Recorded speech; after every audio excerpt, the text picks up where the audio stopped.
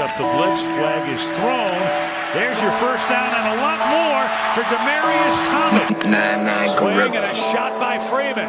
Deep into the night. Back-to-back homers for the Braves. Blake Griffin will turn. Shoot a free blow in. Found. They go. They got the big land. They go.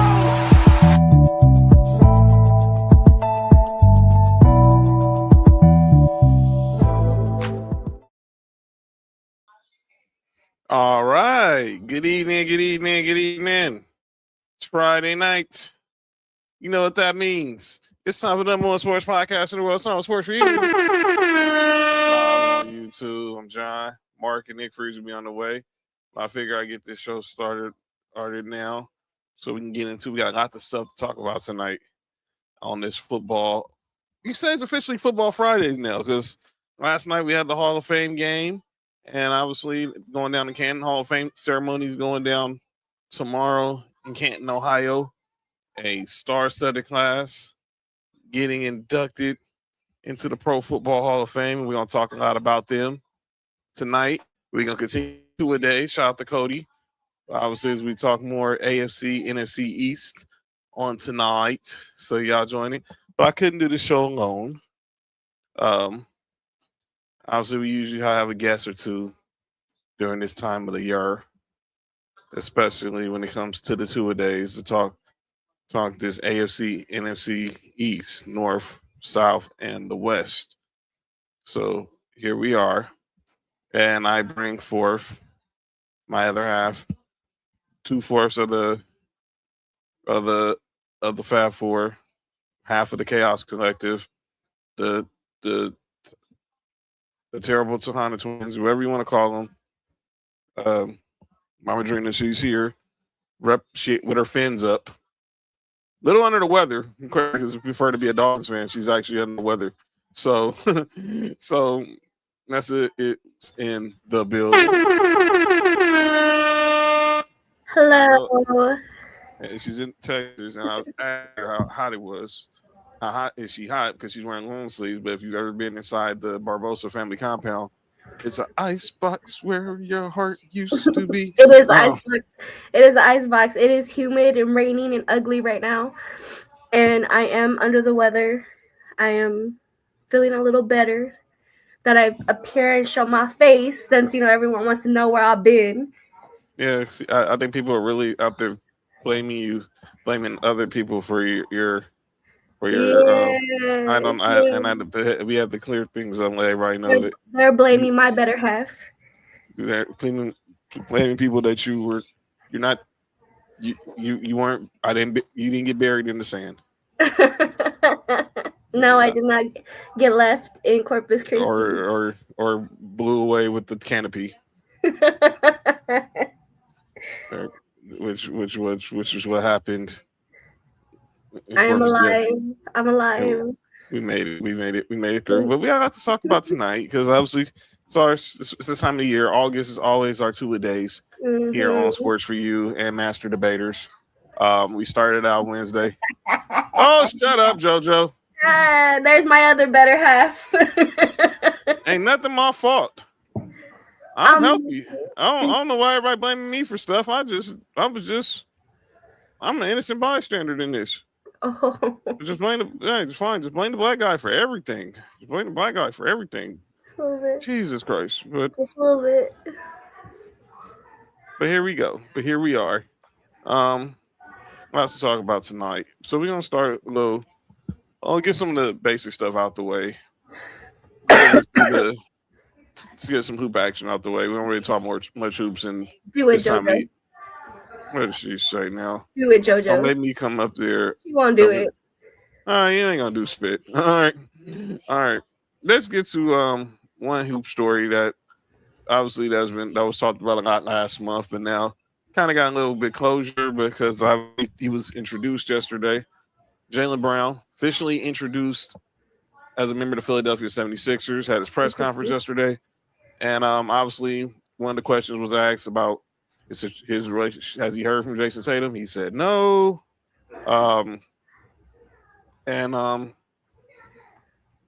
Obviously he talked about what he expects with the with So this season going with what is he going to expect? This season with the Sixers, of course.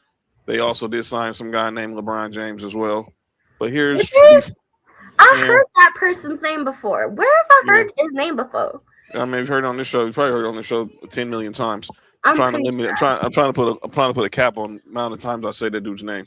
But I need a face to a name here. So this is Jaylen Brown at his introductory press conference with the Philadelphia 76ers. Mm-hmm. My focus is winning. So, I mean, obviously, other people's focus may be scoring and my focus is going into every practice, every meeting, every shoot around, every film session is like, how do we win night in and night out? So sometimes that may change. Sometimes it may look different. But whatever it takes, at this point in my career, nothing else really moves me. Like, I don't care about the outside success. I never did. You know what I mean? I don't care about the MVP awards or finals MVP. None of that stuff really moves me. It's nice. But the only thing that's going to move me is doing something collectively. So a championship. So that's what I'm looking forward to. Trying to start that journey and building towards. But, all the other stuff that comes along with it is just a distraction to me. Like, whatever it takes on a night-to-night basis, it's like whatever it takes. Yeah, so that was hello, Joseph. Good to see you. What up, Sheet? Good to see you, Sheet. We'll talk about Colts in a couple of weeks. I'm glad you responded because I was gonna respond something totally different. Yeah. Cody in the building. Did you check it out? I did. Hi, Cody. I just see Ennis Freedom declaring. Yeah, I'm not even getting on that. Not calling y'all. Ennis Kander, get the heck out of here. For those who don't know what he's talking about, Ennis Kander, Ennis Freedom, whatever the heck he want to call himself, former NBA player. Mm-hmm. He wants to declare. He's declaring for the WNBA draft because we're going to talk about that in a second. We're going to talk about that in a second. Are we getting a real life Joanna man? Let's go there. Let's go there. Let's do it. Let's go there, please. Come on, Dodgers, get some runs. What's not nice? I mean, but let me get this out the way before we get to this, because this is going to be a conversation that we discuss heavy. I'm watching my Dodgers right now. They're on a 6-game losing streak. Yes, we just made one of the biggest acquisitions in all at the trade deadline, getting Tariq Skubal, the reigning back-to-back AL Cy Young, and I think someone wants to come up. Surprisingly. Really? Is that so? She's like microphoned up and everything. Well, it's good because somebody is pulling up. So let's go ahead. That's for you. Let's go ahead and welcome, also representing those Dolphins in the 305 or 239 to be exact. What up, Dalton? The other half of the Tahana Toxic duo. My side chick, JoJo. No, you did not. Remember, in the words of Maxine Waters, I got the gavel. I'm not afraid to use it. Oh, yeah, the baseball guys, they are punishing me right now, Cody. But I want to play what Tariq Skubal said. He was on Pardon My Take the other day, and he was talking about, him getting traded from the Tigers to the Dodgers. And Dodger fans, you might want to cover your ears when you hear this. So tell your dad to cover his ears. Start saying bye to teammates once the media gets out of there. You say bye to teammates, and a lot of those guys are my best friends. And it's like a bunch of men, and I'm crying. And I hate crying. I don't cry a lot. When my wife walked down the aisle, I didn't cry because I was so nervous, and I'm crying in a clubhouse with a bunch of other grown men saying bye to people and getting everybody a hug. So it's tough. But it was a lot. But I'm definitely excited to be here. And I'd imagine, you said it on social media and in some of your press conferences, but like the city of Detroit, they loved you and they still love you. This is kind of the unfortunate part of where baseball is. Like, it's no fault of your own. You've pitched out of your mind for a long time now, and you're, an asset that people want, and you're going to get paid a lot of money. But it sucks that Detroit just doesn't get to keep you for your whole career. That's just kind of a bummer, And I think fans are probably they can be happy for you, but also be like, yeah, that kind of sucks. That's our guy. Yeah, no doubt. And it sucks for me too. This wasn't the way the season was supposed to go. Going into the off season, the people that we acquired, through free agency and who we signed, I'm like, this is the World Series team. This is the team that I'm going to go and win a World Series and beat anybody. You know, it doesn't matter what's going on. So, you know, it's tough for my end too. You know, I would love to play my whole career in Detroit. You know, I would love to, and hopefully those negotiations can pick back up in November. You know, once the playoffs are done, and we'll see where that goes. You know, hopefully they're involved with everything. You know, I would love to return. I got nothing but good things to say about the city of Detroit and you know, the manager, the coaching, the staff, the trainers, the teammates. Like, yeah, it's tough, you know, and I'm gonna try not to cry right now, but yeah, I mean, I love all those guys. So hopefully they're involved in November, and you know, we'll see what happens then. Ladies and gentlemen, Mark is in the building. Yeah. Oh. Yeah, what up with it? Like his sound, like that's his. Oh, you know what? Never mind. Ladies and gentlemen, like I said, Mark is in the building. What's up, everybody? Marcus. The heck was that? So let me say this: Charles School had his first start with the Cubs. We lost. He makes his Dodger debut, his Dodger Stadium debut Monday when we play the Royals. Mm-hmm. I don't want to hear this crap about the offseason right now, Tarek. You're in Dodger blue, man. You're here. If the Tigers really wanted to keep you, they wouldn't have put you on the market. So I don't want to hear this crap about, well, maybe I can work things out when free agency. Look, if you want to go back to the Tigers, you're more than welcome to go back there in the offseason. It happened when we beat the Yankees. Sorry, Rick. Because Jack Flaherty was traded there. Jack Flaherty's a local kid from here in the Valley, but he went back to the Tigers. So if he want to go back, he can go back. But I don't want to hear that right now after your first start, bro. You just got here. And Mark knows this because we dealt with this with Freddie Freeman. When Freddie Freeman left Mark's Braves to come to the Dodgers, he still was dealing with all this homesick stuff. And now look at him. And it had to take a real nice talking to from Clayton Kershaw. Just like, look, man, you here now. You got to let that go. You always will be a Brave, and it ain't going to change. But let's stop. Let's stop. But am I wrong for feeling this way? I just walked in on the back end of that conversation. Pretty much, dude is not happy that he is in LA and wants to go back to Detroit. And he is boohoo crying. He did not boohoo cry at his wedding, but he is boohoo crying in a locker room full of men. Yeah, that sounds kind of crazy how you putting it. I said that's crazy. I'm putting it in layman terms. I'm putting it in layman terms. That's exactly this is exactly what he just said. Yeah, I mean it's part of the business. It happened. It happens. You show up, you finish the season out, and then go back to Detroit when your contract's up. Go over there being a loser. But while you at this team, you got a chance to win a championship. Yeah, I don't want to hear that crap. That man. We the Dodgers. No, I'm not trying to be arrogant or anything, but man, we here to win. We're here to win now. It's no time for you to be talking about your free agency. You were actually happy about this on Saturday when they announced it. Like, dude, now you're mad. I'm like, we got all the time in the world. You got all the off season to discuss whether you're gonna be your free agency or not. You understand? So I don't want to hear about you crying here, you crying there, you crying everywhere. No, cry me a river. We got a World Series to win. Build a bridge, you cry me a river, and get over it. Basically, we're trying to three-peat here. No. Yes, we're trying to three-peat here. We're trying to ruin baseball because there's gonna be a lockout. It ain't the Dodgers' fault. Spend money. Nah, that's a whole nother conversation. All right, but Mark's here. Braves should have just traded for him. Everything would have been better. I should have. But This is not Monday or Wednesday messing. You know what? It's a whatever. We take over wherever we're at. So you know what I mean. Sorry, shit for me on the night. Hi guys. What's up, JoJo? Anywho, hey JoJo. It's gonna be a lot cleaner because we're alive. So I mean. Huh? I'm sorry. What? Huh? That's what we on. I see this type of stuff we on. I had to prove to people that everyone thought that I buried answer somewhere in the sand. I have to show my face because apparently John. Speaking of, that's what I came up here to say. You put a head in the sand? Well, real nigga shit, you know what I'm talking about? Yo, you good? Yo, you good? Oh, my bad. You good? You good? Oh, my bad. All right, man. Hello, Sam. Praying for you. Sam, praying for you. I got the we got your DM. We keep him. Just keep Sam in prayers. You know what I'm saying? He's going through some serious health challenges right now. But Mark, you're here. Yes, and sir. me and Nessa was just talking about this topic.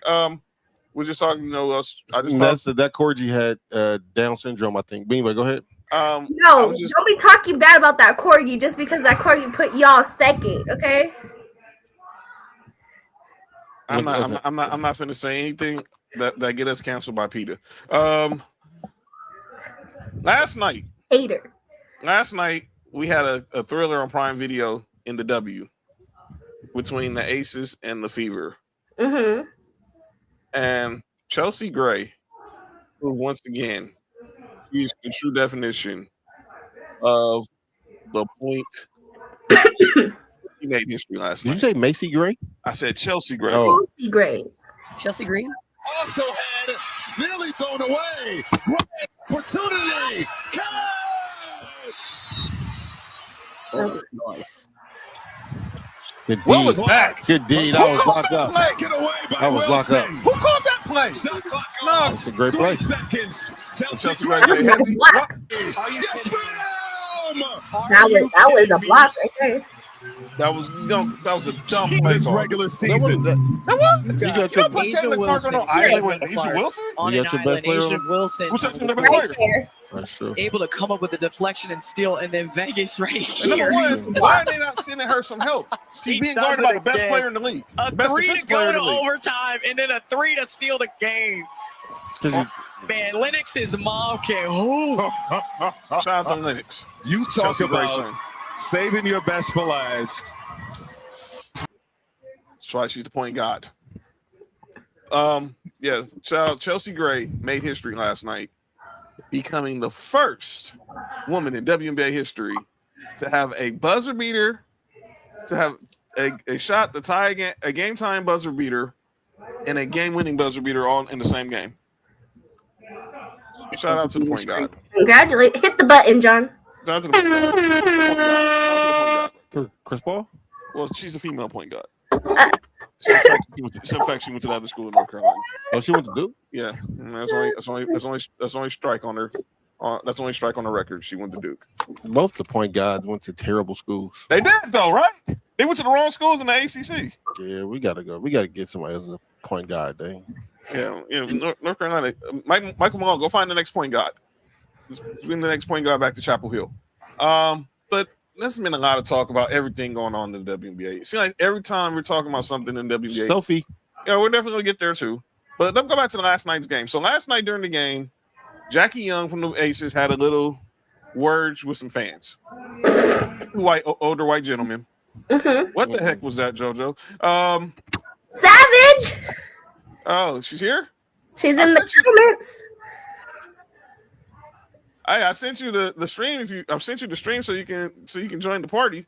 I want you to see like we're talking bad on. We're not just talk like we don't like Jalen Hurts. I just try to give just want everybody to be fair. Look, I gave people a fair opportunity. As long as it's not like last year, okay? Because last year I was like in tears. Well, I don't think Savage would say nothing crazy about Jalen Hurts like we heard last year. That was atrocious and hilarious all at the same time. The people who was on the show, they were DWE, but they sounded like they were DWI. But but let me get to this quote. This happened last night. So two elder white gentlemen seemed like they had some words with Jackie Young. They were escorted out the field house last night. So this statement was released from the Fever. Two fans were escorted away from their seats Thursday night after interactions with Aces star Jackie Young escalated. He was just chirping all game. Young told reporters after the game, "I let him have it, and he just made me one, and then he just made me one that was a little bit too far." What that quote was, we don't know. The Fever released a statement saying, following the report of a comment directed towards a player, arena security spoke with the fan involved and witnesses. Security determined there was no violation of the fan code of conduct. The fan was not removed from the arena, but elected to leave. We consider this matter closed. Young declined to go into detail about what was said. Again, we're talking about everything with the WNBA. That ain't basketball. Again, every time we turn around with the WNBA, we're talking about everything that ain't on the court is off the court. Am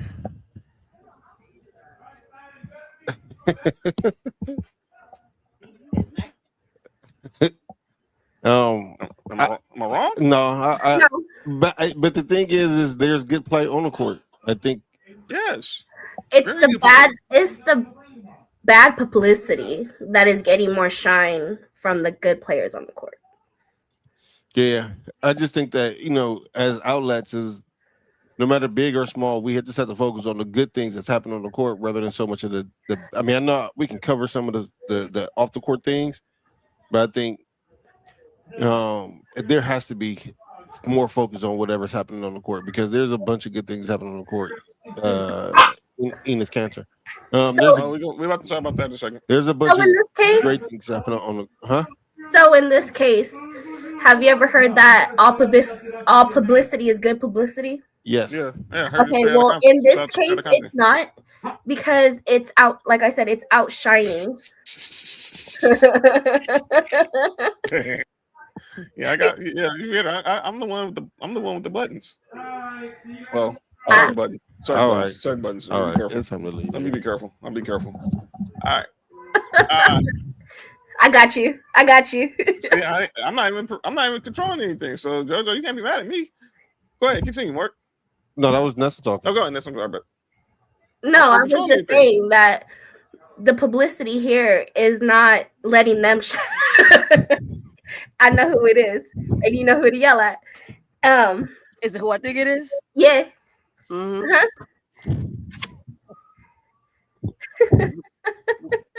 I'm not doing nothing. The publicity here is not. It's not working in their favor. Nothing. Because instead of us talking about what's going on in the court like we do with the NBA, we're talking about everything but. And the WNBA don't have the cachet like the NBA does. So no, we can go on 3 or 4 months talking about everything that happened off the court in the NBA, like that time when Ja Morant was having his run-ins and anything else that's happening off the court. We can do that and still the NBA still keeps its business. I think right now, and I said it before, I said at the end of last year, this is a very pivotal moment for the WNBA. It should be more focusing on the positive that's happening. I mean, we know some negative things that's happening off the court, but it's some really good basketball being played right now. Like we were just looking at the game between the Fever and the Aces last night. It should be more talked about that rather than everything else. Yeah, it should be. But we're talking about everything. Marty, else. What up with it? We're talking about everything else. Hi, Marty. And that includes still talking about Sophie Cunningham. So I love her. Yeah. So Sophie Cunningham, obviously she addressed the media yesterday before the game. Obviously about her interaction with Minnesota Lynx head coach Cheryl Reeve before their game Sunday. And Sophie Cunningham she's wants to get back to the WNBA, get back to basketball and not everything else off the court. I think that there's so much good going on in the WNBA. I think that basketball is being played at the highest level it's ever been. I think our team in specific, we are breaking history right now with the amount of points that we're scoring on back-to-back games. I think the Minnesota game, there's just so much distraction. I think the WNBA media, all we ever do is cover everything except basketball. And it's like, what are we doing? There's so much, you can talk about other things. I think those are great stories. I think it shows fans, who people are outside of the court. But I also think we got to keep the main thing. And I think when it comes to the Minnesota game, I think there's so much distraction. But the matchup between Miles and Kelsey was phenomenal. Our team, that game in particular was a great game. And so I think that there's a lot to be said, and I'm going to let people just do the speaking for themselves. But for me, I want to get back to basketball. It's always been about basketball. That interview happened in February when I was asked a question. And so for me, I just want to, make sure that it stays, the focus stays where it should, because people are playing at such a high level. We have probably 3 MVPs that could be MVPs on our team specifically. So that's why I want to do that. No, I was asked a question, and that's simply what it was. I just wasn't making a statement to make a statement. And so I was trying to clear the air, and I did that and back in February. And so it is what it is. And like I said, we're in the middle of season. I'm going to keep it that. We talk about a bunch of distraction. Our team is good. My teammates are good. Our locker room is great. And so now we're just here about to prepare for Las Vegas, and that's where our mind is at. So that was Sophie Cunningham before yesterday's game. So obviously this is all going back to her comments about obviously saying that trans athletes shouldn't be playing in the W. So the WNBA PA, they released a statement. And here's the statement. To everyone who loves the game, let me take the banner off just in case I don't see it. So I don't see it. There we go. To everyone who loves this game, the WNBA represents 200 plus individuals with different lived experiences, cultures, lifestyles, and opinions. We embrace justice, equity, diversity, and inclusion. Those are the values that unite the union and allow it to protect women's sports while creating transformational change. Hate, abuse, demonization of any person, group of people, including transgender people, only fuel fear, division, and harm.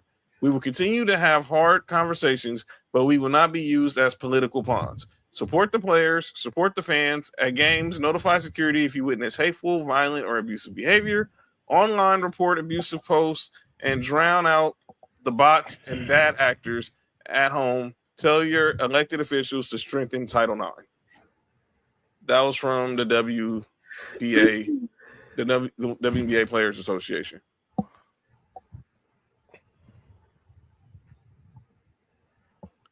And clearly, that was, I hate to say it was a response to Sophie Cunningham. Mm-hmm. But did they need to? No. They should have just left it alone because now, because of that, we have what happened earlier today with the former NBA player. It's giving more attention to what something that would have just kind of flew under the radar. So, for those who don't know what Mark is talking about, I'm not going to play the stupid audio. But Enes Kanter, the former NBA player, of course, played with the Blazers, the Thunder.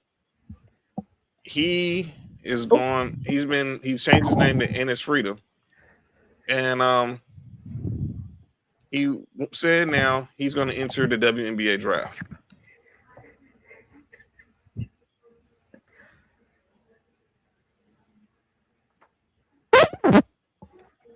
A grown man said he's going to enter a women's draft. Mm-hmm. So this is what I said a few minutes ago. We're going to have a real life Joanna man. Yeah. So is it going to be Enes or is it going to be maybe Inez? Whatever it is, they got to let him whatever the pronouns is going to be play. Yeah, and this is what the WNBA wanted. They said they want to. Because I saw it was Gabby Smith. She said she's all for trans athletes joining the W. All right. I'll tell you this now. I shouldn't be making jokes about this, but I'm picking the over on every parlay he's on, or whatever that person goes by is on. I'm with Mark. If they allow transgender players into the WNBA, just know the game is going to be changed. There's going to be a very different. It's going to be. You talking about physical? It's going to be physical now. It's going to get a whole lot worse. Oh, he gonna be elbowing them, especially the ones that wear Nike. That's him, right? I think he do wear Nike. No, that's the one that don't like him. Is that the one that him and Brian? Yeah. He's Turkish. Yeah. As a female athlete,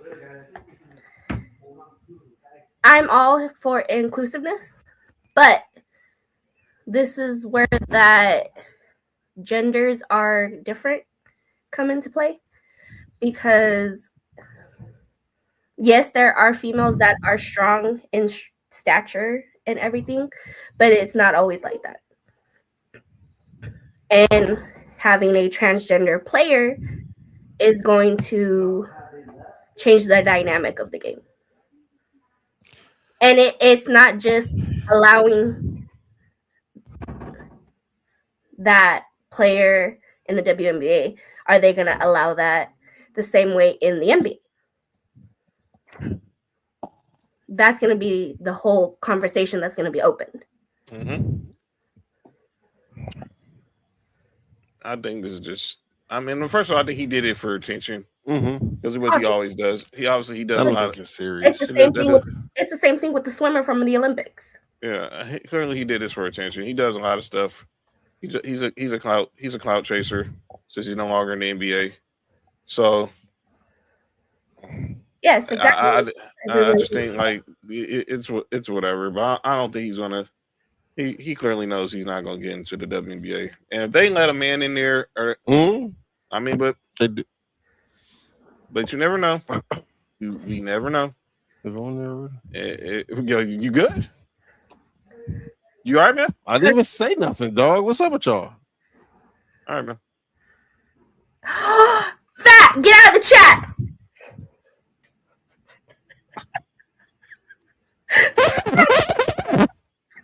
Fat, pull up Tuesday, bro. Tuesday. I told you Tuesday, Fat. Oh, Fat, get out of the chat. That's my boy Fat. And if things were well, he'll be here Tuesday talking some NFC North with us. But yeah, that's hilarious. But it's pretty much true. And again, if you have not watched the movie Joanna Man, go watch it. He did not really just say Uncle Clifford. He did. I know because me and Fat get crap for being dudes who actually watched P Valley. You know what I'm saying? It's a good show. Get crap for us. It's a good show. That's why when we said Uncle Cliff, I mean that's why I'm the only you have to watch the show to know the reference. Stop looking at me like that, dog. I'm not looking at the show because of that shit. That's what you thinking. What the P stand for? PUSSY. Yes. That's the stand for. No. Now I know everyone might think it stands for the other thing. No.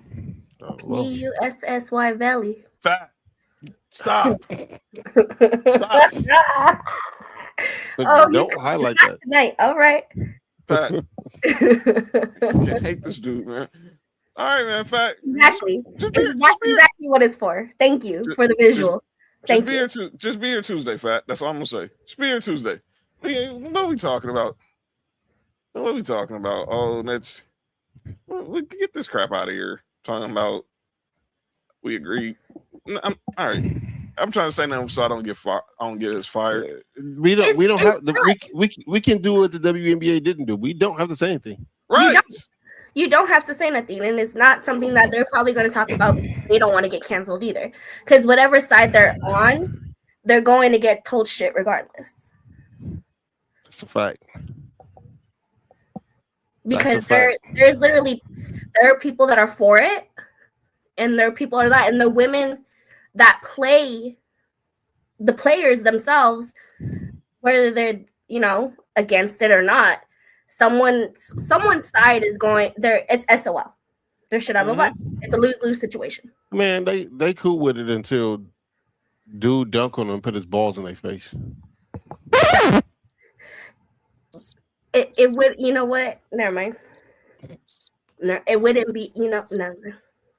I mean, possibility, ain't it? It is, unfortunately. I hate to say, I wish I could disagree with him, but he's telling the truth, man.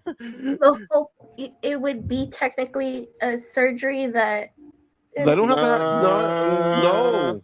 They don't have to have a surgery. He just have to say he identifies as a woman, right?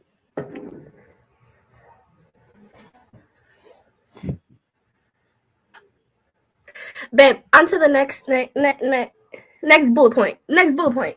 All right, let's get it back for people don't start hurting people's feelings. Let's get to the foosball, ladies and gentlemen. Last night kicked off Hall of Fame weekend in Canton, and we had the Pro Football Hall of Fame game last night with the Arizona Cardinals and the Carolina Panthers, led by Mark and JoJo's former quarterback, Carson Beck. And here's some of the highlights from last night. I heard he played well. I'll let you be the judge of that, but I think he did too.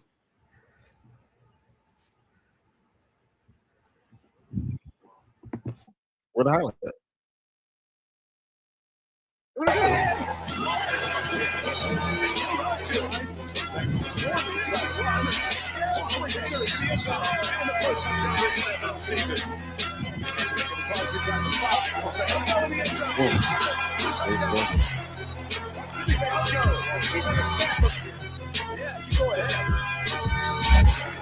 the 15.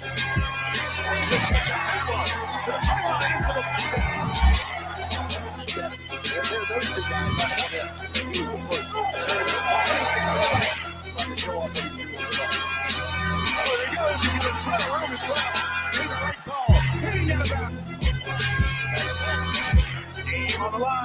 Is that Auburn for that? No.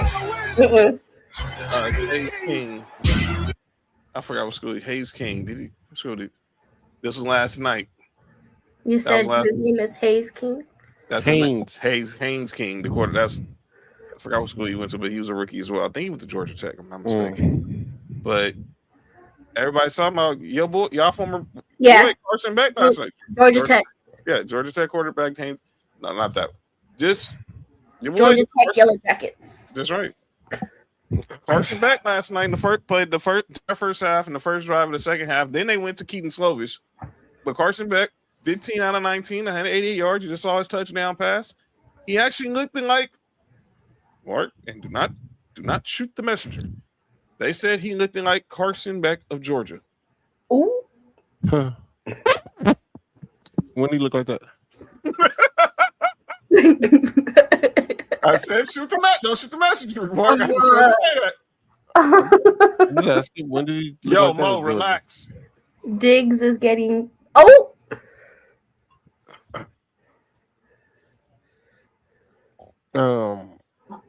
He looked from what I heard and some of the highlights I seen. He played pretty well. Salute to him. He had to get, what I'm saying, first good start of his career. A nice first impression. Yeah, hopefully have many more. All right, but that's not what everybody was talking about last night. The game was. By the way, I want to say to get to this, and I want to talk about this and get to the Hall of Fame.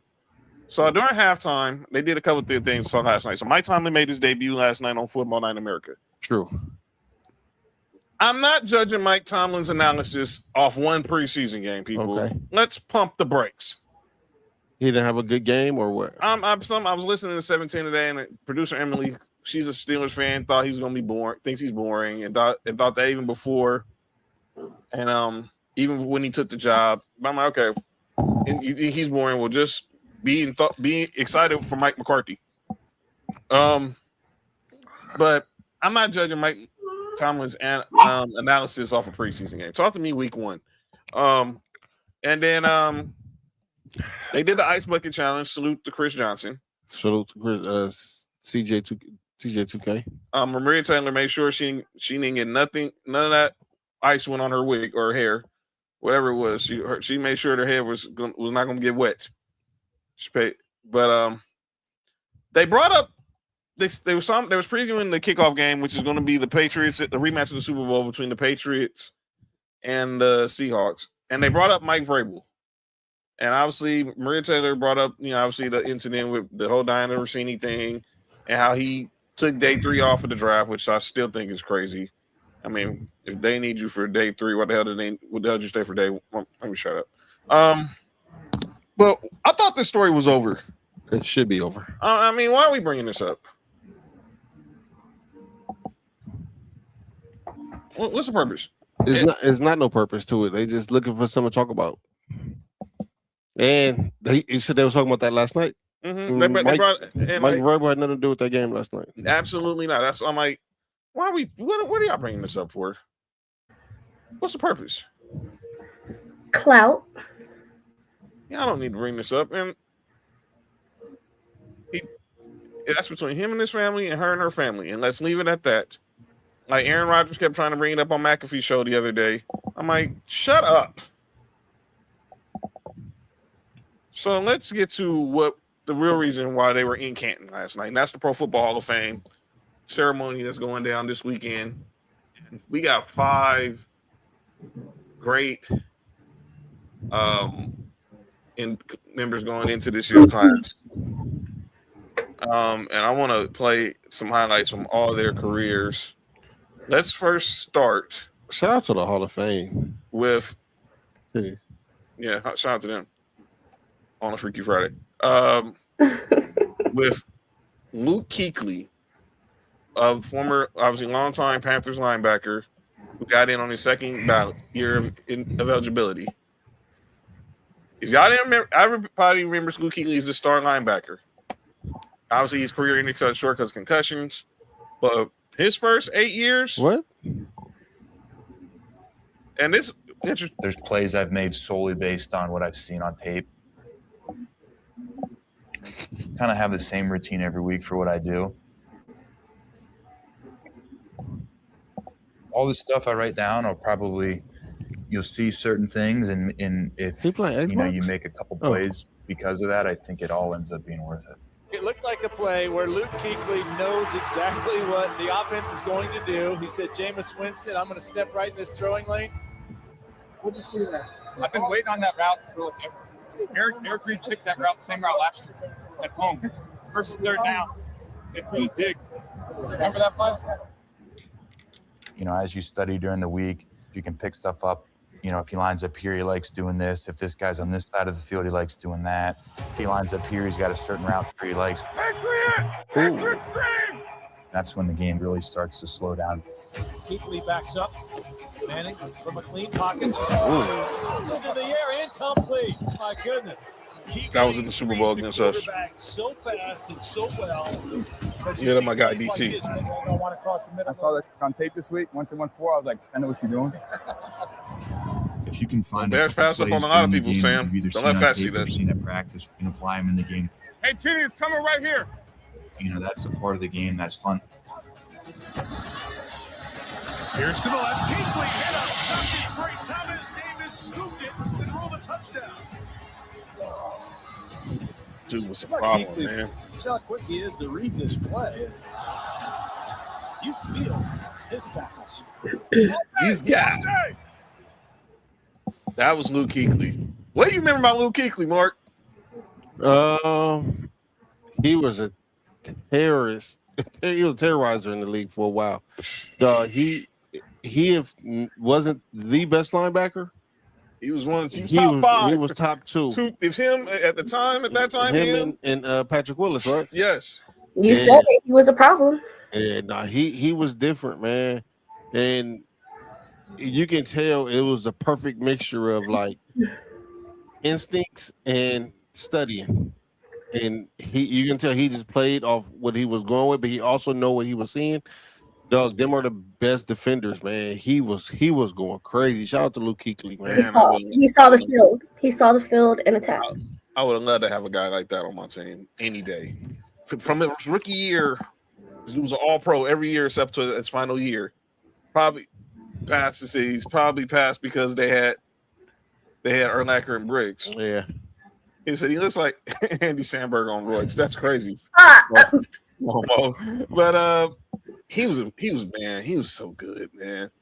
He had him manning the defense. You had Cam Newton on the offense. Obviously, that Carolina team, they had some good years, but he was there with him, Thomas Bryant, right? Him, Thomas Davis. Shout out to Georgia. Where obviously the linchpins in that front seven. Luke Kuechly was different though, man. Luke Kuechly, man. He's going to be inducted by his father Tom tomorrow afternoon. I can't wait to hear his speech. The next person I want to show. Now, this is for a lot of us younger cats who never got the chance to see this guy play. Oh, I seen him play. Well, I did too. But for those younger, if y'all never seen who Roger Craig was, y'all see Christian McCaffrey, y'all see Saquon Barkley's, y'all see the Kamaras. I'm about to say it's more Kamara. McCaffrey's. Roger Craig walks so LaDainian Tomlinson can run. That's right. First running back in NFL history with 1,000 yards and 1,000 receiving yards and 1,000 rushing yards in the same season. Only other 3 players did that were him, Christian McCaffrey, Marshall Faulk. Shout out to Marshall Faulk, you heard. And finally, this man got the call. And if you have never seen this man play, just be amazed by what you're about to see. 3-time Super Bowl champion, and this dude was just special. Give those guys a little extra weight. Roger Craig still on his feet, still running. So stop. Can't stop me. Run by Can't Roger stop him. Craig. You'll never see a better one than that. Second down. Craig is out of the open and off to the races. I ain't even running that fast. It's just faster than anybody.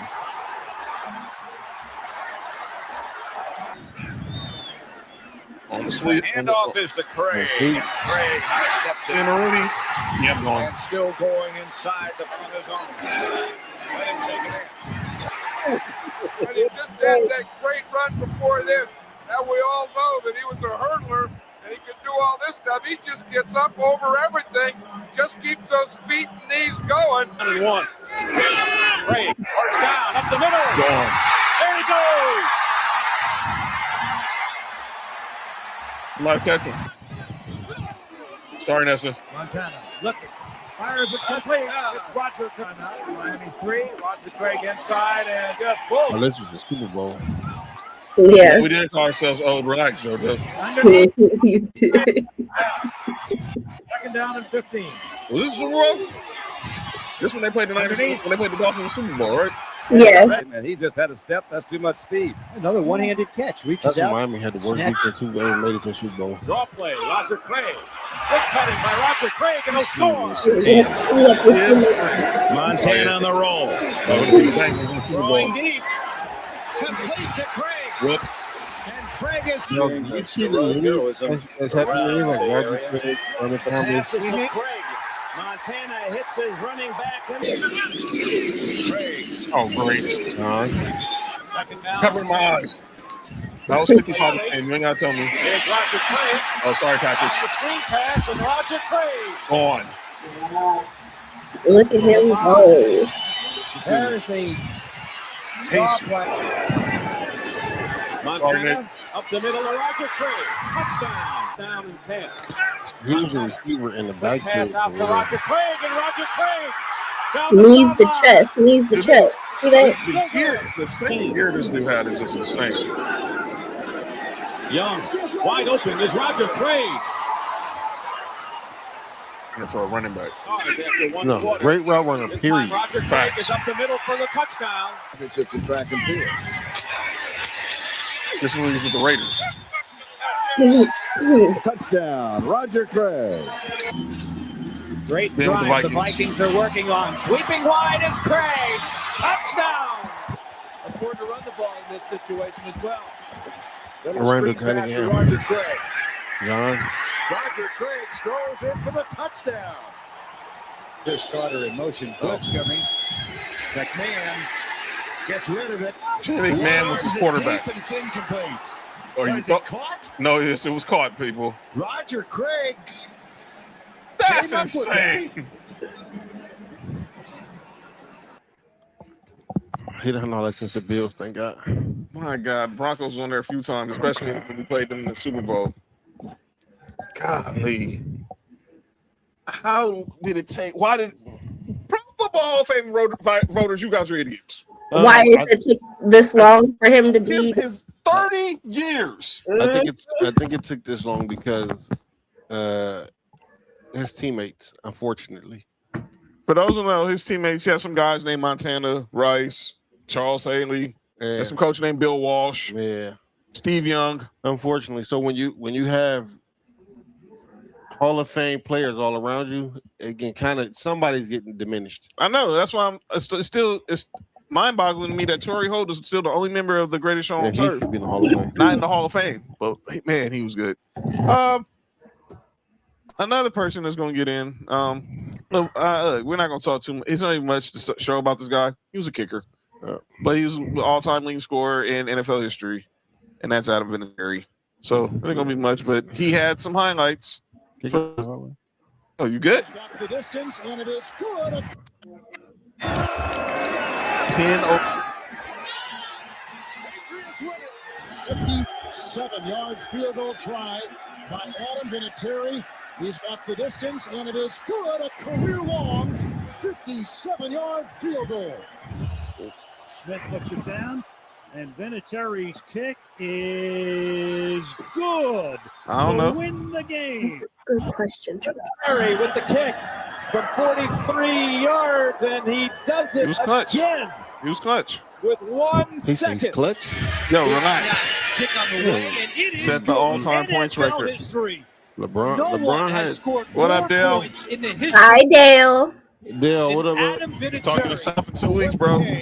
5 career first. It is His first career game winner. the veteran Vinatieri sweeps the leg. Final- 51 yards away. That was his last The field goal. Colts take the His lead. last career game winner. This is With the Colts. season on the line. snow. The kick is away. It is good. Oh, that was the Tuck Rule game. From 41 I want yards. to go to another snow game. Looks good. Howdy. That was when they beat Carolina in the Super Bowl. And then when the Patriots won their first Super Bowl. Adam Vinatieri has picked the field goal, and the New England Patriots winning the Super Bowl. I mean, he can't show much. He was a kicker, but he was one of the best to do it. And he's going in the Hall of Fame, multiple Super Bowls. Probably one of the best kickers ever, right? Yes. Third exclusive kicker, Morton Anderson. I forgot who the other person is that's getting inducted in the Pro Football Hall of Fame. Is Sebastian Janikowski get in? We'll see. But these final two are the guys who are going to headline this class. Both were first ballot Hall of Famers. One, you could argue, is definitely one of the greatest wide receivers of all time. Spent his entire career in the Valley of the Sun. Was a former top pick, former top Heisman finalist at the University of Pittsburgh. Larry Fitzgerald. This dude was different. I think he got more tackles than drops. That's crazy, right? Let me show y'all how great Larry Fitzgerald was. His dude hands was immaculate. One of the greatest postseason performers. This was the ever year the Cardinals went to the Super Bowl. Touchdown. He is remarkable.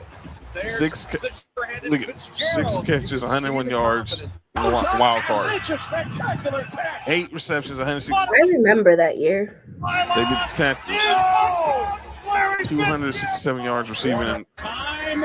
Championship Sunday. Sorry, Savage. Touchdown. 3 touchdowns. Play for the touchdown. And let's not forget this. And then Another. Larry Fitzgerald, the legend. Going to be a fade for the Fitzgerald, greatest who's going to Super go Bowl I up and make the catch for the touchdown. There's no one. they got to show the play when he caught the one off the mid over the middle. Yeah, There it is. Fitzgerald. There it The is. one right there. Steal of territory. 30, 20, 10. Arizona has the lead. That playoff run was the most remarkable run of 546 football yards. I've ever seen. From 7 touchdowns.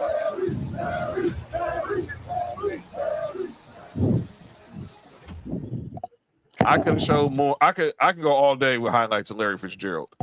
But I wanted to go when I saw that run from 08 when they went to the Super Bowl.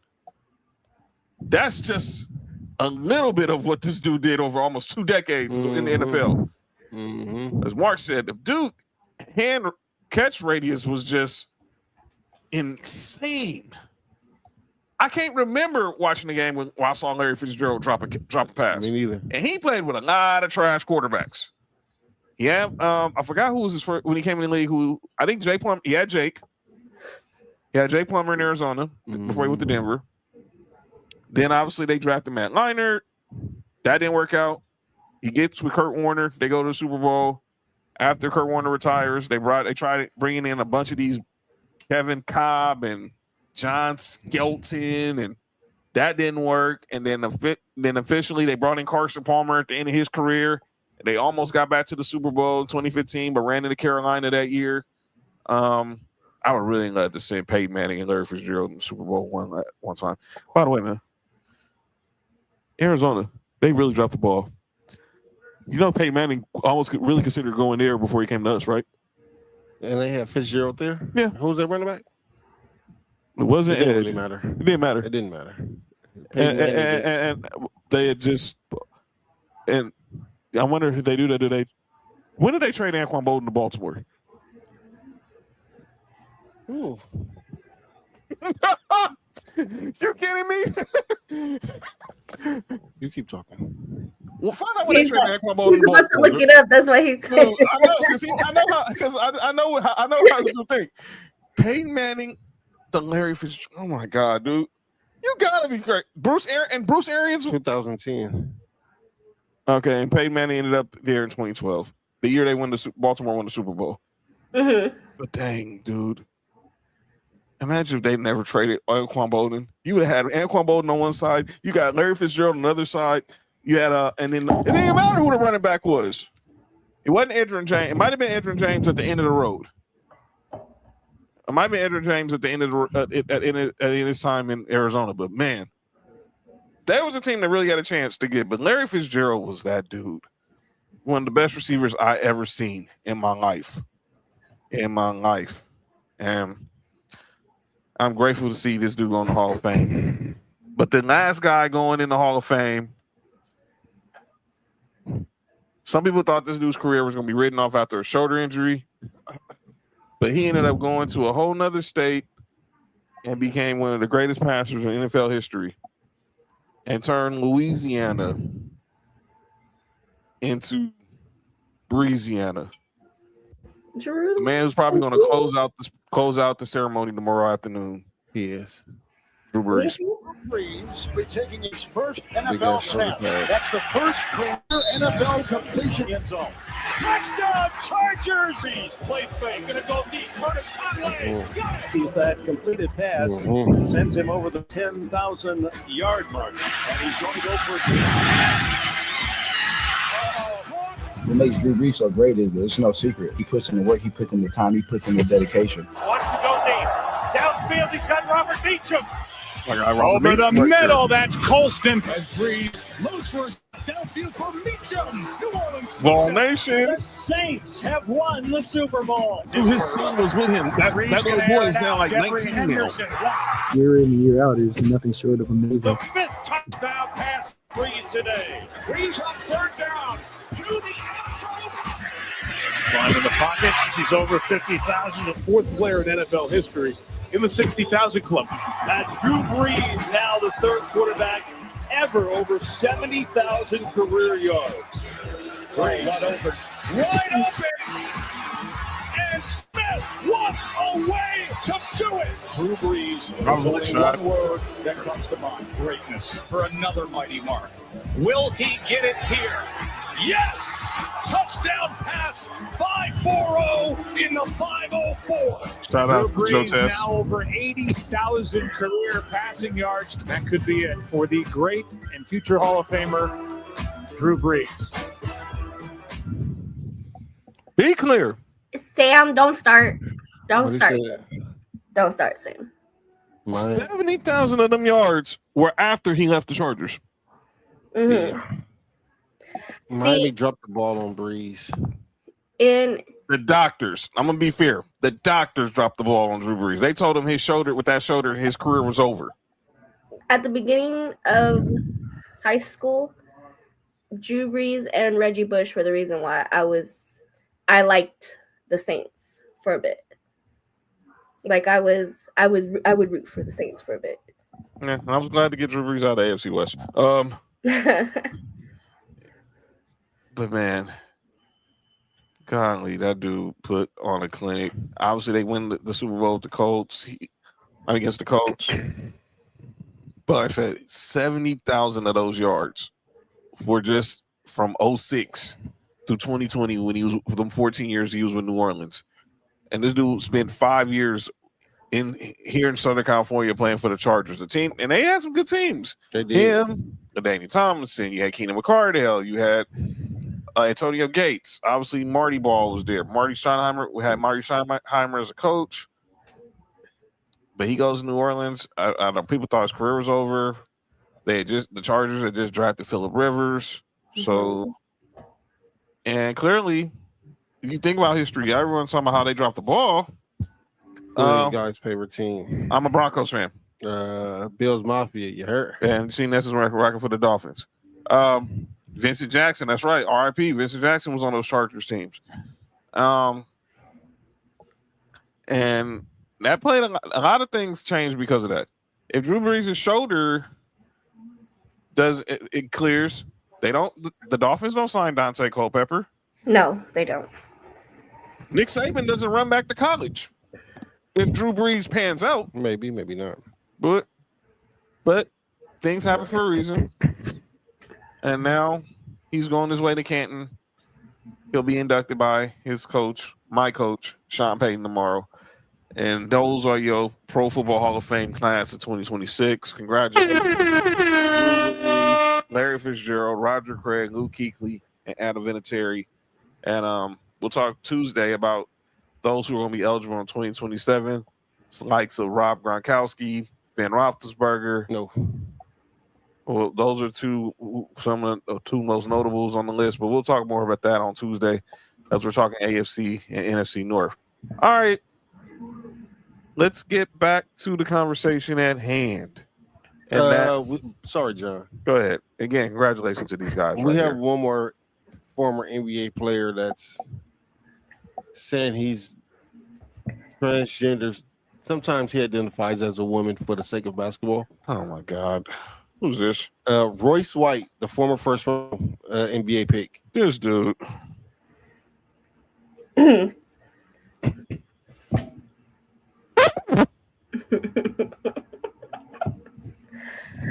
Oh, Lord. Dude, I'm saying they are just like the Chiefs, huh? You're in the right place. Broncos country all day. I'm sorry. But now I know why Mark be looking at you like that. What? Same as Chiefs fan. I don't know. It's country over here. And we don't discriminate. No, they don't. But yeah, let's go ahead and get to why we're here, and that is the two-a-days, ladies and gentlemen. So on Tuesday's show, thanks to the greatness of our guy Cody, we talked about the best wide receivers in the AFC and the NFC East. Mm-hmm. Now, if y'all watched the show, one of those teams we talked about was the Commanders. Well, the Commanders, and Mark brought this up before we went into the topic. Shout out to the Master D's for predicting. Of course. That's what we do. Yeah. Check us out every Tuesdays. Shout out to Negro Diamond, sure. That's me. Yeah. And by the way, I thought that, and that's another thing, and then that's one, and that's Nas's worst album ever. Also, Negro Diamonds. Nostradamus. Oh, Nostradamus. That's Nas's worst album. That's Nas's worst album. What single was on there? Exactly. Those pictures are wild. The worst song ever that Nas ever made. Worst waste of a Timberland beat I've seen in my life. He has another one. Are you talking about the same one? That's the same one. That song was on Nostradamus. That's your favorite song. What are you talking about? No, it's not. Song I'll have is trash. to play for you later. Timberland owed me a reason why he made that beat, and Nas owed me a reason why he thought it was cool to rap on that beat. Timberland makes horrible hip hop beats. Anyway, go ahead. Yeah, you told the truth though.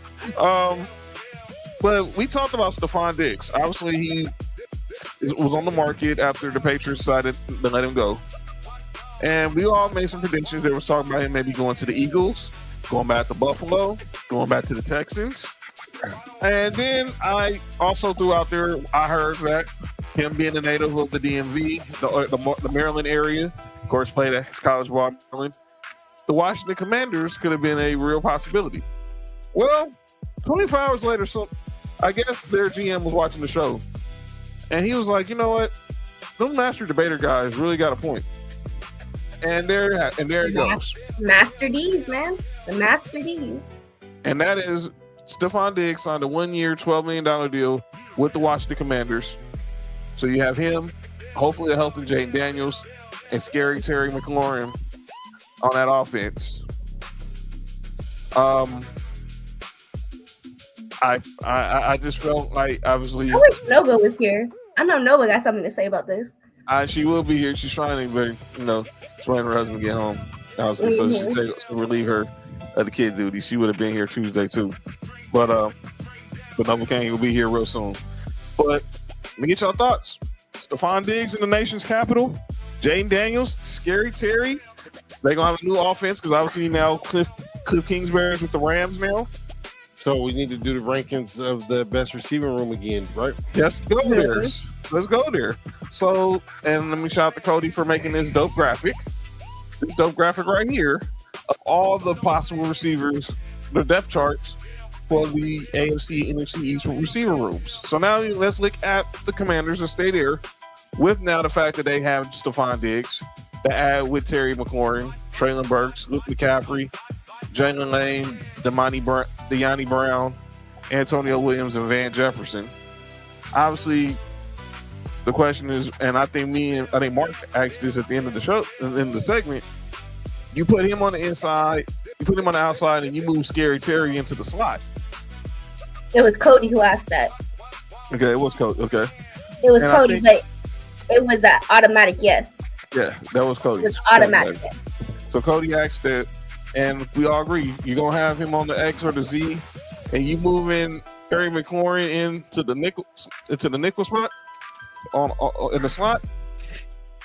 I don't know how they stop him. I mean, and obviously they always have some good tight ends for the Commanders. That's a step in there. Yo, you good? Mm-hmm. Yo, you all right? What? You good? Me? You good? Okay. Yeah, you good? You good? All right. Just drinking my Pepsi. All right, shout out to Pepsi. Yeah, had a lot of that this weekend too. So yeah, is that when you? Is that when I what? Is that when I what? Is that when you? Is that when I what? At the barbecue. Yo, actually. Oh, when he was double. Never mind. That's the issue right there. I didn't see. This is bull. She said you were double fisting with the meat. First of all, that is disgusting. That's what she said. How the heck? I was double. Okay, man. I'm only telling you what she put in the group chat. She said you was double fisting the meat. That is false. I meant double plating, but okay. Accusations. These are not accusations. This is false accusation. And furthermore, I was not double fisting anybody's meat. That is just insane. First of all, that is diabolical. Nessa, get Nessa. She tell you she's evil, dude. No. She has a problem. Yeah, man. Oh, see, I want to see. Yeah. Shout out to the Turkey Zone. Shout out to the Turkey Zone. Shout out to the.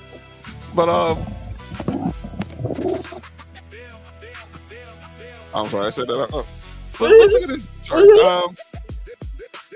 So obviously, what does this elevate the Commanders anywhere? Shut up, JoJo. I was not holding nobody's meat. Oh, I was putting meat on somebody's face. No, somebody else said they was double fisting some meat. They probably were. Nessa, you're on camera. Mm-hmm. What is going on tonight, man? Sometimes I'll be wondering. I'll be wondering. What do I really distinctly remember talking about Stephon Diggs. And y'all are out of pocket. I know. I'm wondering. What do I? Sometimes do I really be thinking about if I make these executive? I need to really cancel what you guys want to make these executive decisions sometimes. All right, dang it, we can score. All right, but I have a button around here somewhere. I think we had I remember I had. We do not exist in any other. I did not do that. My hands on my phone. I did not do that. So we just doing crazy stuff. Like, where does this change the hierarchy of the receiver hierarchy? All right, man. I'm next time I suggest something like this, ask me if I'm doing the right thing. Next time I suggest something like this, just ask me if I'm doing the right thing, okay? And if I'm doing the wrong thing, please tell me I'm wrong. Please tell me I'm wrong. John, you knew this was about to happen. Look, all I'm doing, just look, dude. I had to make people think I wasn't out there pulling an OJ or something. Well, yeah, the rumor was that you had her face in the sand. All right, man. This is bull crap. And that's a face not making it no better. So go ahead. Y'all just no, this doesn't make the Commanders any better. I still think that it doesn't. The Cowboys have the best receiving room. I agree. There's the Eagles. I want to see how Mekhi Lemon look first. Once I see how Mekhi Lemon look, and then it'll be a toss up between the Commanders and the Eagles. I agree. All right, let's go ahead and recap what we talked about on Tuesday. So we just talked about with the East. Obviously, the Cowboys clearly have the best receiving core in the division, as Mookie Betts has scored. Let's get it. With CD and George Pickens and Ryan Flanoy, they signed MVS, which means Dak Prescott might become MVP. Yep. Kevontae Turpin, Jonathan Mingo. The Giants we talked about next on Tuesday. We don't know because Malik Neighbors is still hurt. Yes. Right? You have a veteran in Darius Slayton, so you brought him back, but they said Malik Neighbors should be back. Calvin Austin, Darnell Mooney. But is he going to be 100%? That's the problem. Have y'all been seeing him? I haven't seen him a lot, but I know he had to clean up. Like I said, he had to clean up on the other day. Yo, JoJo, get the F out of here, dude. Juju, Odell Beckham. And like I said, that all depends on Jackson Dart. What's he going to be? We talk about the Eagles. Devontae Smith. We want to see what Mekhi Lemon is, because obviously proven under unproven. Dontavion Wicks, Hollywood Brown, Elijah Moore, who I think we talked about was a low-key signing, and then obviously Johnny Wilson. But like I said, this all depends on Jalen Hurts. And obviously there was talk about the other day, is Jalen Hurts overly criticized? Is he fairly criticized? All right, here we go again.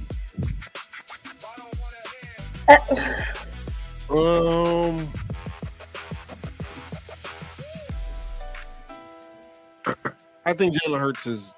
You said criticized? Is the criticism fair or foul? I think Jalen Hurts' criticism is fair. I think he gets fair criticism. I do too. I just think that Eagles fans and Jalen Hurts fans don't like when people criticize him at all.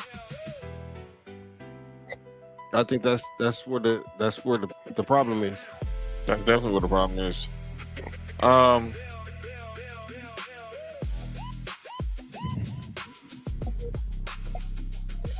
I don't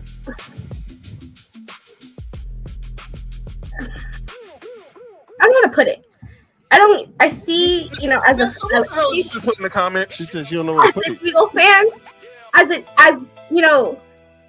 Eagle fans, of course, they love their quarterback, but I don't understand how they overhype him.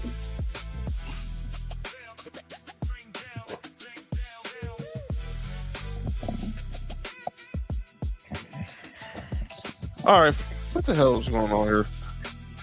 It's clearly because they won the Super Bowl. They've been to 2 Super Bowls. He's outplayed Patrick Mahomes in both.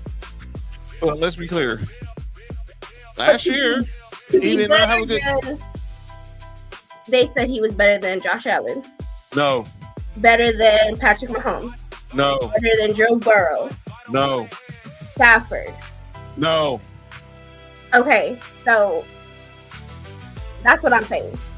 Like, I get he's an elite quarterback. I'll give him that. He's not elite. No. He has his moments. He really does. But I think if he didn't have the offense that he has or the O-line that he has, I don't think he'd be where he's at right now. That's just my opinion. I think Jalen Hurts is a good quarterback. I really do. I didn't say he wasn't a good quarterback. I'm just saying I don't think he'd be in the status that he's at if he didn't have what's surrounding him. I don't put elite next to his name. I think he's a good quarterback in a great situation.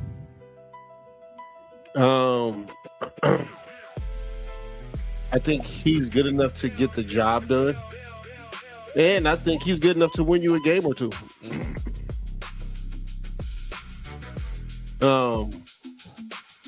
But we'll see. I'm not speaking too much more on Jalen Hurts. My only question is for Jalen Hurts after they won coming off winning the Super Bowl the year before, right? Mm-hmm. That's when everybody was high with Jalen Hurts. Now, I want to ask them same fans what's the Seahawks quarterback name? Who? Seahawks. Sam Darnold. Is Sam Darnold better than Jalen Hurts now because he won a Super Bowl last year? You see how crazy that sounds? Right. And that's exactly how they sounded the year before. Mm-hmm. No, Sam Darnold's not better than Jalen Hurts. And I think Sam Darnold had a good year last year. He had a really good run in the postseason. He got hot at the right time. That ended that it started that Thursday night game against the Rams, and they just kept going. By the way, explain to yourself this: if you're Vikings fans, you had him and Daniel Jones in the QB room, and you let them both walk for J.J. McCarthy. When you have Justin Jefferson, Jordan Addison, Aaron Jones, T.J. Hockenson, and you could have just easily franchised either one of them. You could have franchised Sam Darnold. You could have franchised Daniel Jones. Holy shit. But no, you let them both walk in free agency. Yeah. But let's go ahead and go over to the AFC. And we have to start where our guest is representing. All right, Nessa. Your Dolphins 0-17. Your Dolphins depth chart wide receivers. Sit and rotate, Marcus. Sit and rotate. Hey, yeah. Your Dolphins wide receivers. Look at this depth chart. I see it. Jalen Tolbert. It's like a high school receiving team. It's not even. This is last chance you. Yeah.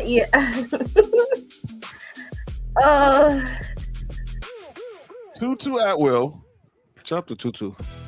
Malik Washington, Kevin Coleman Jr., Caleb Douglas, Curtis Bell, and y'all will be catching passes from the great Malik Willis.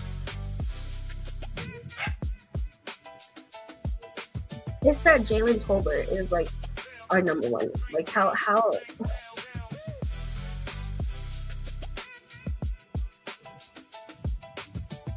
I'm gonna tell you, like I told you earlier,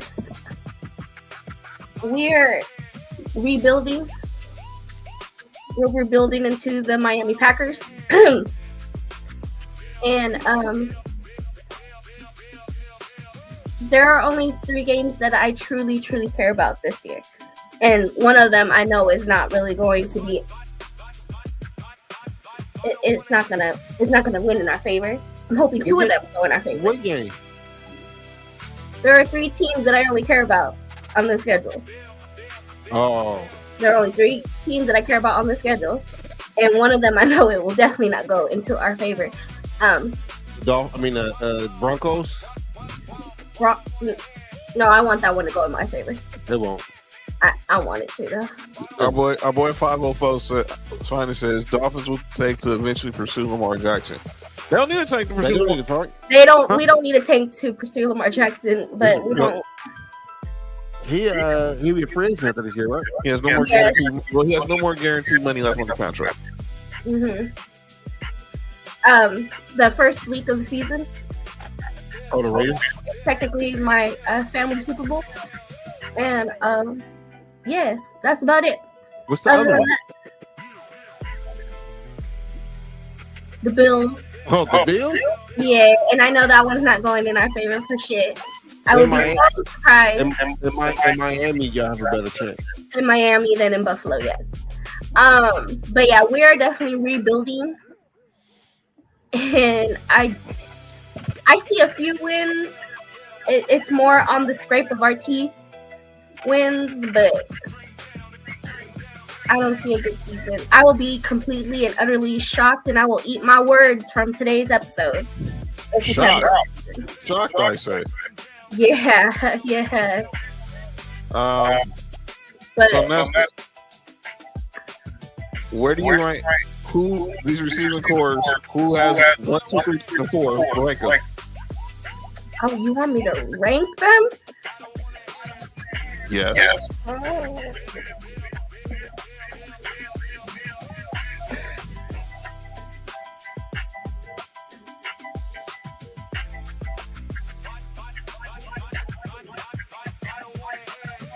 Oh. Dolphins will draft. Jeremiah Smith. That'd be a good. Hey, I'm not gonna lie. That'd be a good pickup. We're gonna go in there. Yes, I say. Okay, so He gonna talk about the Jets. Yeah, because our general manager is a Jet too. from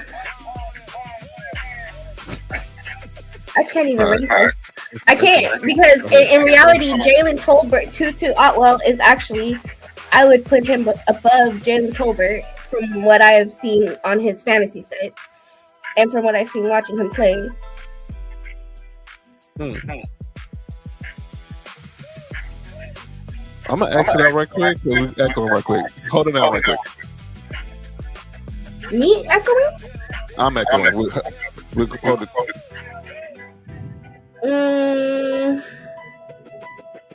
Oh, hi. Hello. Yeah, I would put Atwell over Jalen. Malik Washington probably be my second. I need to see that list again. I know he has that list somewhere in here. Where's that list at? Here it is. All right. Okay, so I do Atwell, Washington, then Tolbert, Coleman, Douglas, and I leave Chris Fowler. He's out.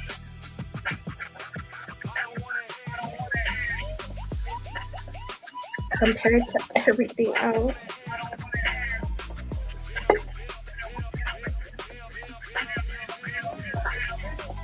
And we're back. Let's do it. Are you? I don't hear an echo on my end. I hear it all right. All right, they can't hear it just fine. No, I can't hear. I don't hear no echo on my end. Okay, cool. Go to here. I'm looking at this list that I. You can hear it, Jojo? Go ahead. What is the list? Oh, the list that we just had. So, I have it right here. In my I pulled it up from the Telegram. yes.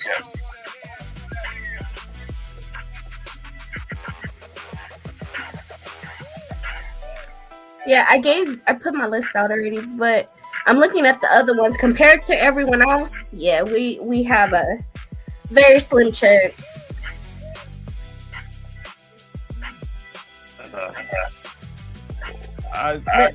So, Mark, should we? Does Stephon Diggs change the top 5 in receivers in the East? I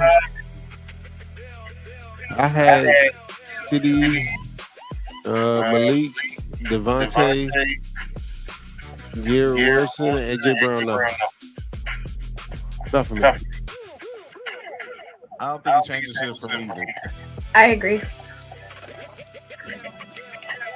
Speaking of news, I said news. Well, by the way, this was some projection from USA Today, and they have they project. I was close with the records. Yeah, he was. So you look at the AFC East. They have the Bills winning at 9-6. The Patriots are 10-7. The Jets are 3-14. And next year the Dolphins are 1-16, meaning y'all will have the worst record in the NFL. I wonder what that one win will be. I hope it's the first week. She's saying the Raiders. The Raiders. While in the NFC East, Cowboys 9-6, Commanders 9-8, Eagles 8-9. They take a step back, and the Giants 6-11.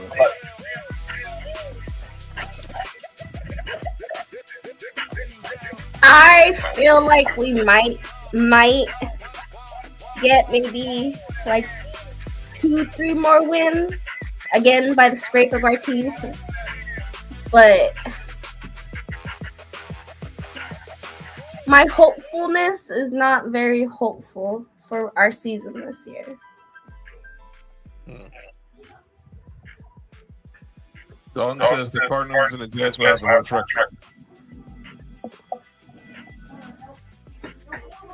You have the Cardinals record again? Is it? They have the Cardinals at 2-15. 2-15.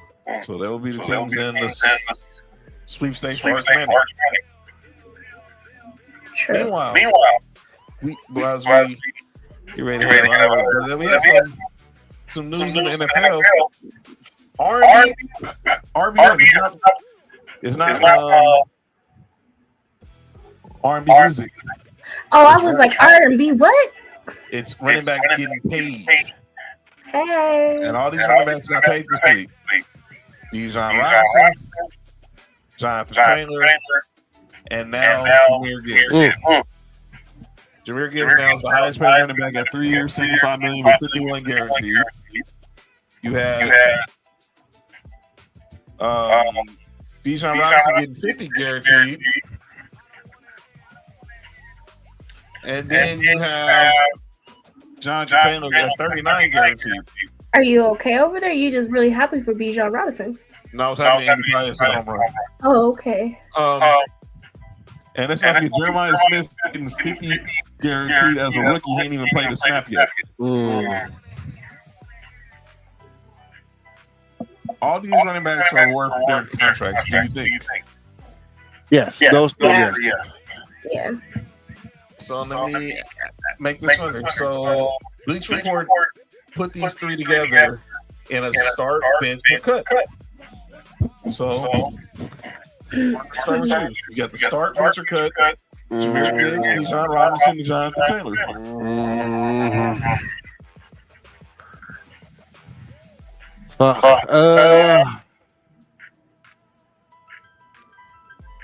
I like all three running backs, but Jonathan Taylor got to get cut. So who you benching? Probably Bijan. You just say I'm starting Jahmyr Gibbs. I'm benching Bijan Robinson. I hate to do that to Jonathan Brand, but yeah, JT got to go.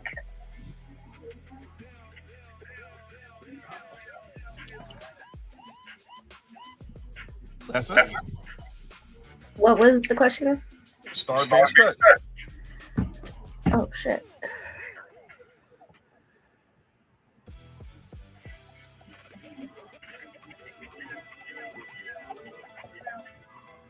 I'm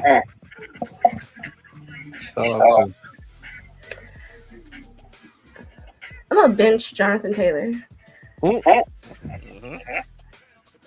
Me and him have problems for the past few years.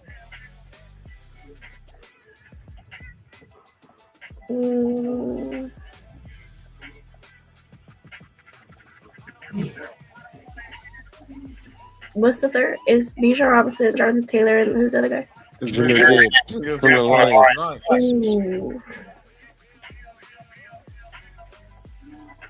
Ooh, I'm gonna.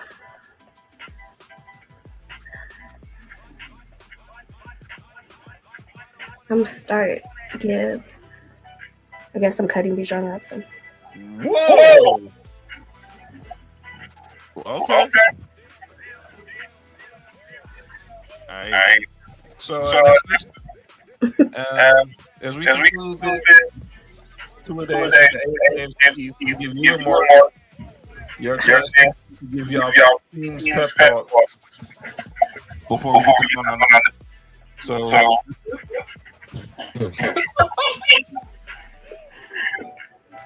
what are you? No, not at you. I'm laughing at Mark Choke. I know. That's the same. Got a floor yours.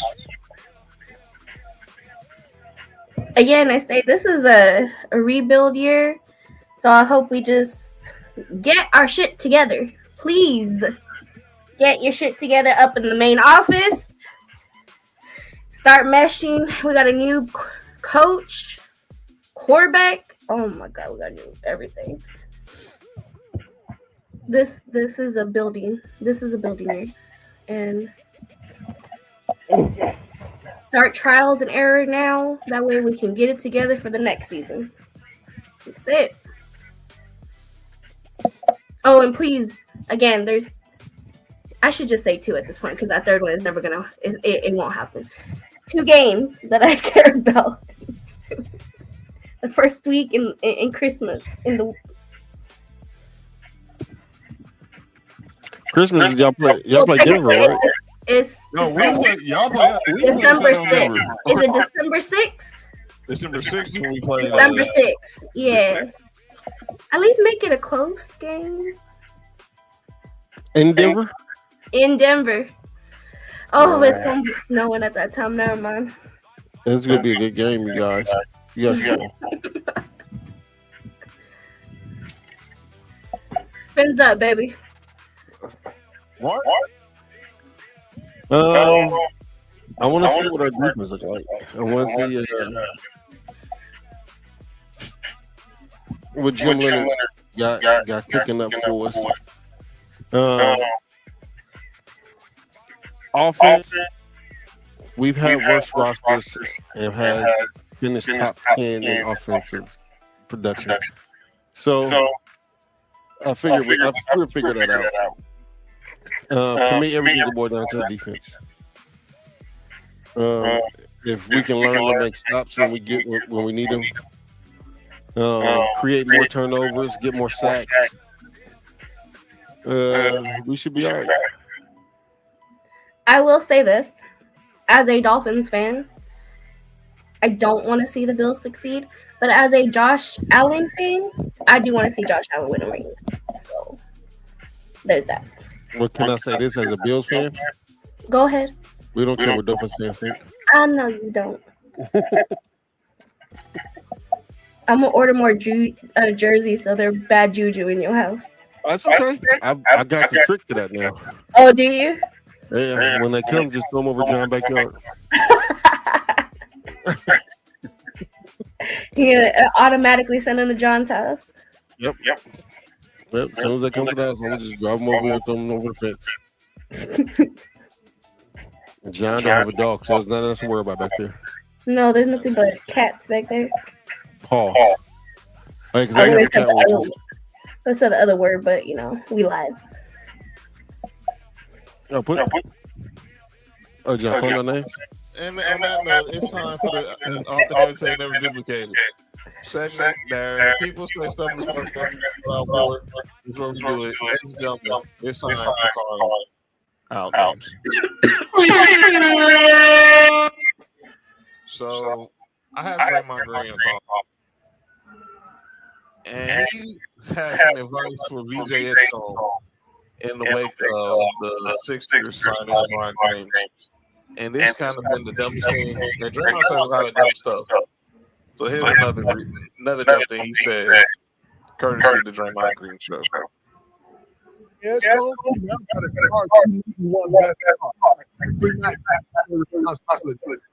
going to require some sacrifice. That's going to require some buy-in from the young fella.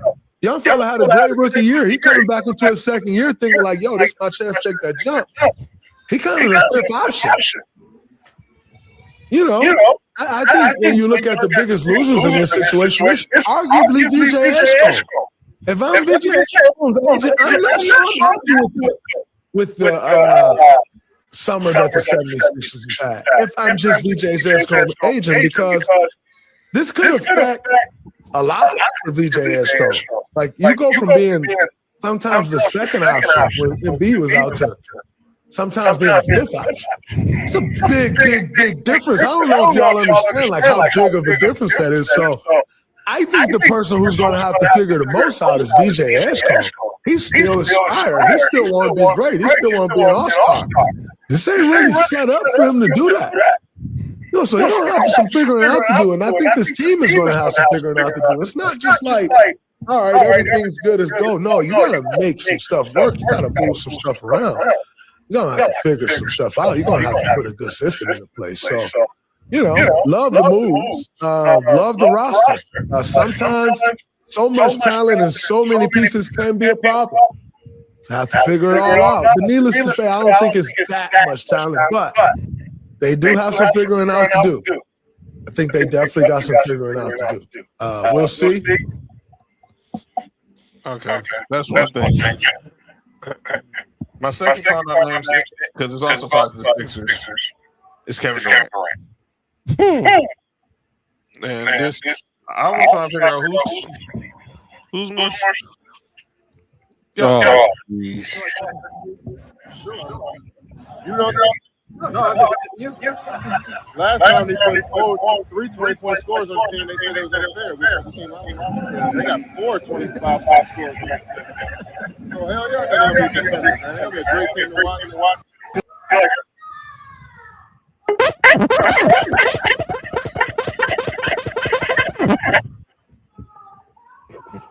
Did you really compare a Sixers team that lost in the first round with them by them acquiring Jalen Brown and a 42-year-old LeBron James? Yep, that's what it is. To him going to a team that was 73-9 that blew a 3-1 finals lead because they have 4 20-point scores because it's not fair. Let me be perfectly clear, KD. All of you in your prime. LeBron's not in his prime. Indeed. Embiid's out of his prime. He's out of his prime. Jalen Brown carries Maxime. He's an from Rowan in the prime. He's the ex coach here. What are we talking about? And as far as Draymond,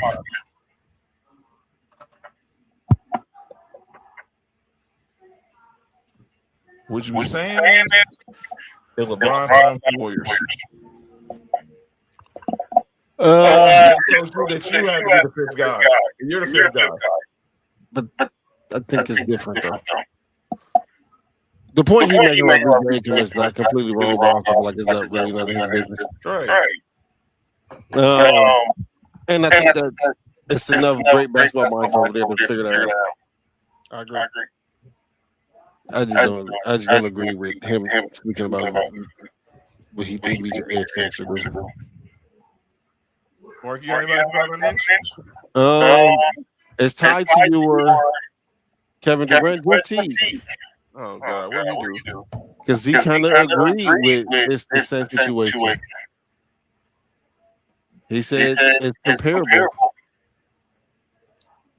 That Golden State team that Kevin Durant signed with and this Sixers team. I totally don't get it because Steph is leaps and bounds better than Maxi. I got Clay better than VJ. Yeah. I got Kevin Durant better than everybody else. And don't get me wrong, we'll get them nights from Embiid where he gonna have the special night. But I think for the season, he's just gonna be the 15 and 10 player. I don't see where it's comparable at. And my second one, I haven't said this man's name in a long time. And what he did seemed like it was a good thing. But the more I thought about it, Stephen A. Smith apologizing to Kyrie Irving. Don't talk about a bad thing, right?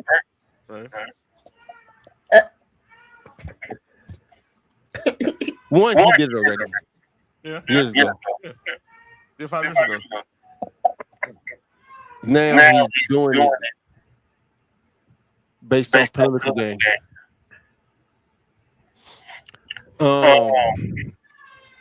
It's nasty. This looks disgusting. I wish Kyrie would just tell him to shut the fuck up. Like, I promise you, I just wish Kyrie would do that. But that's it for me. To be honest, I'll put this on Aaron Rodgers. Aaron Rodgers, keep your mouth shut. You ain't no politician. You ain't no doctor. So you using the McAfee trolls because you want to slander Fauci. You can do that on your own social media. But you get on McAfee show, you want to fly off the mouth, talking about Fauci, you want to talk about Biden, bash ESPN for not covering it. Why is ESPN even covering it?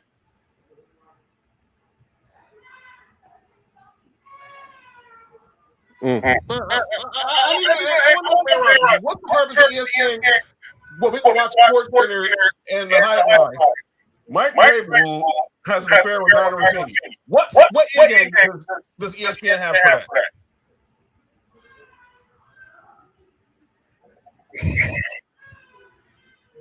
Go to your and go. I'll see you in 5 minutes. I'm sure if he would have went to TMZ, they would have gave him the time of day more. But, you know. Ladies and gentlemen, what up, Brandon? What up, Brandon Bean? Hi, Brandon. It's time. Brandon Bean, what up with it? All right. We'll get up out of here. But you can check myself. This chaotic one. This chaotic. Are they beefing? Nah, it was just what I just told him. Just check him, and he understood what he was saying. Because it was a whole situation. It was about the whole him and the Jamel Hill situation. Because basically saying he's a personality no more. He's not a reporter. And Will Montgomery had explain to him. And nobody goes against Godfather. Check us out Monday, Tribal Warzone, along with Shrell. During Monday Night Raw, we get Raw on Monday on Netflix. Come Netflix and chill with us. Tuesday, we'll be back. Nick, Cody will also be back as we continue our 2 days on Master Debaters with the AFC and NFC North. And we'll continue it on Friday with the AFC and NFC North. Check us out again on Sports View Wrestling on Wednesday. A lot of stuff going down in the world of wrestling that we got to discuss as we're heading to Mexico real soon. And then check again. Be on the lookout for the next episode. No Rules with Mark and Will.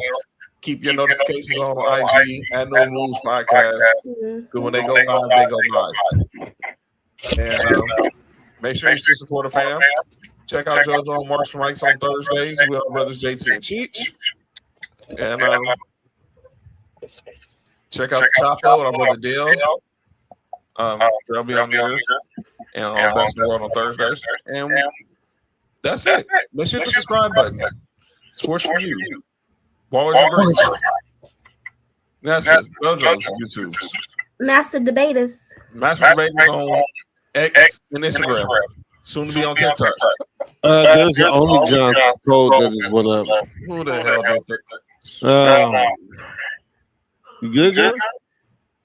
I'm good. Watch that barcode up there. For Nessie, you wanna explain to him what that barcode is? The barcode is up there. You know, you can scan the barcode and support the Only Johns. Tonight only, you get 84% off on all products and videos. Use promo code Demon Deacon Long John to access some, backstage stuff. Hit the button. Hit the button, Mike. Hit the button.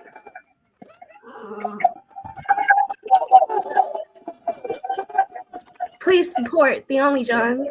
Yeah, it was a lot of clapping too. I bet. A lot of double, yeah. Anyway, and that, ladies and gentlemen, is Sports for You. I'm Nessa. That's JoJo. That's John. Are you good? That's Mark. No, are you good? This has been insane. For you, from the coast to you, 3 LA minds talking what we do. From the streets to the stats, from the bar to the chat sports for you. Yeah, we run it like that. Hit that link, lock that feed, John. Nick, all that you need, sports for you. Every day, new seed, from LA roots to the whole world's league.